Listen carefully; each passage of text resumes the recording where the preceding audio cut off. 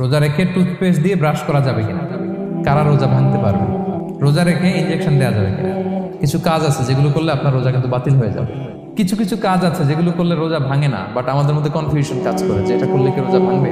অনেকে বলে ইনহেলার নেওয়া যাবে, অনেকে বলে যে ইনজেকশন নেওয়া যাবে, অনেকে বলে অ্যানেস্থেসিয়া দেওয়া যাবে, অনেকে বলে এটা করা যাবে ওইটা করা যাবে, মানে অনেক কনফিউশন। আজকে আমরা এটা জানবো যে এমন অনেক জিনিস আছে যেগুলো করলে আসলে রোজা ভাঙে না। বলেন আমার সাথে সাথে, রমাদান মোবারক, রমাদান কারীম, রমাদান মোবারক, রমাদান কারীম। এই যে এখন মনে হচ্ছে যে না রমজান আসছে, রমাদানের একটা ভাব, মাশাআল্লাহ সুবহানাল্লাহ।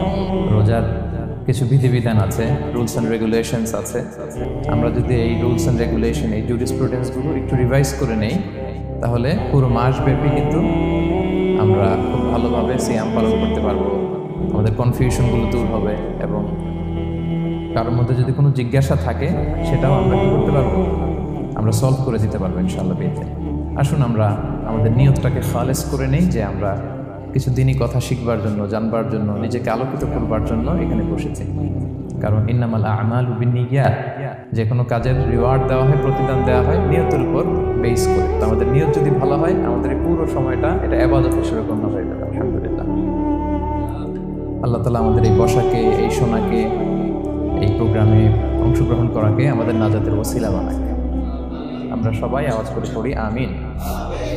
এবং আম্মা যান আয়েশা রাদিয়াল্লাহু তাআলা আনহা বর্ণনা করেন, কুন্না নাহিদু আলা আহদি রাসূলিল্লাহ। এটা একটা ন্যাচারাল প্রসেস, আমাদের আম্মা যান নবীদের স্ত্রীদেরও এটা হতো। তিনি বলতেন যে আমাদের যখন পিরিয়ড হতো, সুম্মা নাযফুর, এরপর যখন আমরা সুস্থ হয়ে যেতাম, ফায়ামুরুনা বিকাদাইস সিয়াম, রাসূল সাল্লাল্লাহু আলাইহি ওয়াসাল্লাম আমাদেরকে রোজাগুলো কাজা করতে বলতো। ওয়ালা ইয়ামুরুনা বিকাদাইস সালাহ, নামাজ কাজা করতে বলতো না। আমাদের বোনরা পিরিয়ডের কারণে যে নামাজগুলো চলে যায় এগুলো কিন্তু পড়তে হয় না, কিন্তু রোজা যদি ভাঙা হয় সেগুলো কি করতে হয়, রাখতে হয়। একটা মজার হাদিস শোনেন, আম্মা যান আয়েশা রাদিয়াল্লাহু তাআলা আনহা বলেন যে আমার যে রমজানের ভাঙতি রোজাগুলো ছিল আমি সারা বছর রাখতাম না। আমি হাদিস পড়তে গেলে অনেক সময় লেগে যাবে। সারা বছর আমি রাখতাম না, এটা আমি শাবান মাসে রাখতাম। কোন মাসে? শাবান মাসে। কেন? কারণ রাসূল সাল্লাল্লাহু আলাইহি ওয়াসাল্লাম নিজেও রমাদানের পরে সবচাইতে বেশি নফল রোজা যেই মাসে রাখতেন সেটা হচ্ছে শাবান মাস। যে এই মাসের আগে যে মাসটা আমরা কাটায় আসলাম শাবান, এই শাবান মাসের প্রায় পুরো মাসে রাসূল সাল্লাল্লাহু আলাইহি ওয়াসাল্লাম রোজা রাখতেন। আম্মা যান আয়েশার যে ভাঙতি রোজাগুলো উনি সারা বছর না রেখে ওই সময় রাখতেন। হাজবেন্ড ওয়াইফ দুইজনেই রোজাদার। ব্যাপারটা সুন্দর না অনেক? দুইজনেই, যেহেতু আমার হাজবেন্ডও রাখতেছে তো আমিও এই টাইমে রাখি। এইভাবে উনি বুদ্ধি করে ওনার রোজাগুলো রেখে দিতেন, উনি শাবান মাসে রাখতেন। কারণ তিনি রাসূল সাল্লাল্লাহু আলাইহি ওয়াসাল্লামের ব্যাপারটা খেয়াল করতেন। এমন হতে পারে যে অন্য মাসে যদি উনি রোজা রাখেন, দিনের বেলায় রাসূল সাল্লাল্লাহু আলাইহি ওয়াসাল্লাম হয়তো আম্মা যান আয়েশা রাদিয়াল্লাহু তাআলা আনহার সঙ্গ পেতে চাইতে পারে দিনের বেলায়। সো এটা রাসূল সাল্লাল্লাহু আলাইহি ওয়াসাল্লামের জন্য কষ্টকর হবে, আর উনি তো রোজা রেখেছেন। সো উনিও প্ল্যান করে এমন সময় রাখতেন যে সময় রাসূল সাল্লাল্লাহু আলাইহি ওয়াসাল্লাম রোজা রাখতেন, শাবানে রাখতেন। তো আমাদের বোনরা এই কাজটা করতে পারেন, শাবানে আপনারা একটু রাখতে পারেন। এই পয়েন্টটা শেষ।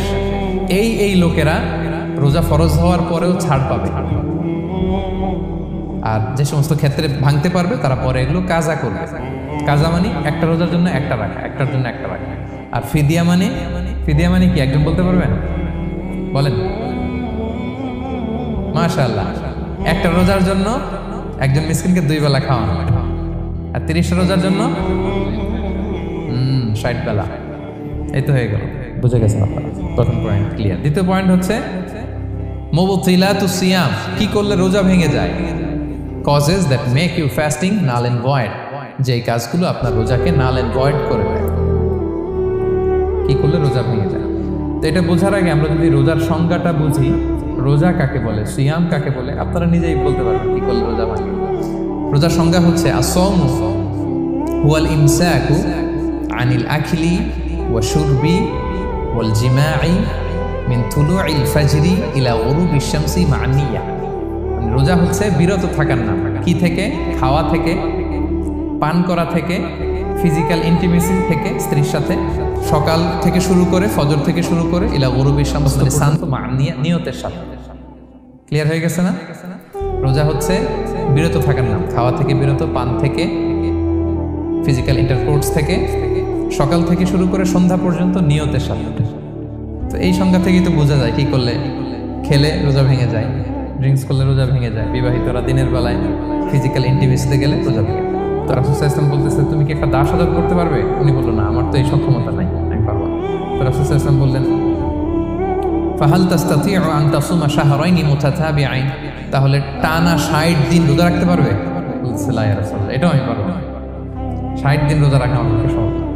এরপর রাসূল সাল্লাল্লাহু আলাইহি ওয়াসাল্লাম বললেন, ফাহাল তাজিদু মা তুতঈমু 60 মিসকিনান, তাহলে 60 জনকে খাবার খাওয়াইতে পারবে? বলতেছে, না, এটাও পারবো না। তো কোনোটাই সে পারবে না। এবার উনি বসে রইলেন। ফাউতিয়া বিআরাকিন ফিহি তাম, হঠাৎ করে রাসূল সাল্লাল্লাহু আলাইহি ওয়াসাল্লামের কাছে এক ঝুড়ি খেজুর আসলো। এবার রাসূল সাল্লাল্লাহু আলাইহি ওয়াসাল্লাম বললেন, সেই লোক কোথায় যে কিছুই করতে পারবে না, ডাকো। এবার আসলেন। এবার রাসূল সাল্লাল্লাহু আলাইহি ওয়াসাল্লাম বললেন, তুমি দাসও আজাদ করতে পারবে না, 60 দিন রোজা রাখার নিয়ম এটাও পারবে না, 60 জনকে খাওয়ানো এটারও সক্ষমতা নাই, তাহলে এই যে এক ঝুড়ি খেজুর আসছে আমার কাছে, সদাকার খেজুর, যাও, এটা তুমি দান করে দাও আল্লাহর রাস্তায়। এবার উনি বলতেছে, আলা আফকারা মিন্না ইয়া রাসূলুল্লাহ, আমার চেয়েও গরিব কাউরে দান করবো? রাসূল সাল্লাল্লাহু আলাইহি ওয়াসাল্লাম বললেন, হ্যাঁ। উনি বলতেছে যে আমার চেয়ে গরিব মদিনায় কেউ নেই। এরপর রাসূল সাল্লাল্লাহু আলাইহি ওয়াসাল্লাম বললেন, কি আর করা, যাও, ইযহাব ফাআতঈমহু আহলাক, যাও, নিয়ে তোমার ফ্যামিলিতে খাও। করছো তুমি বড় ভুল, এখানে কাফারা দিতে হবে, 60টা রোজা রাখা, দাস মুক্তি, 60 জন খাওয়ানো, কিছুই পারবা না। আসলো খেজুরের বক্স, তোমার সাহায্য করার জন্য দিলাম, যাও, এটা সদকা করো। এখন তুমি বলতেছো তোমার চেয়ে গরিব আর মদিনায় কেউ নেই।